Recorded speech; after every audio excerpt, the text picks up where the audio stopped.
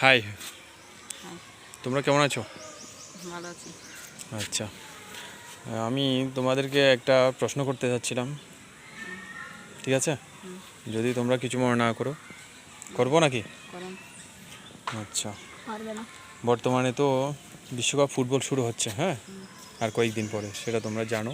হুম। তো আমি তোমাদেরকে একটা প্রশ্ন করতে যাচ্ছি বিশ্বকাপের মধ্য থেকেই প্রথম বিশ্বকাপ কোন দেশ জিতেছিল? হ্যাঁ, আমি তোমাদেরকে অপশন দিচ্ছি, সেখান থেকে তোমরা বলো। Argentina, Brazil, Germany, Uruguay. Uruguay, Argentina.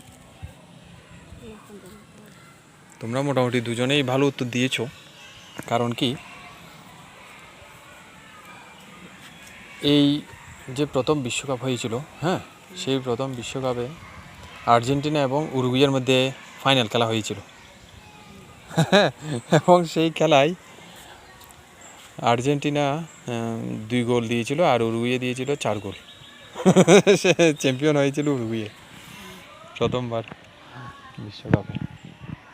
যদিও বর্তমানে আর্জেন্টিনা অনেক শক্তিশালী দল ফুটবল বিশ্বের মধ্যে এবং বর্তমান চ্যাম্পিয়ন।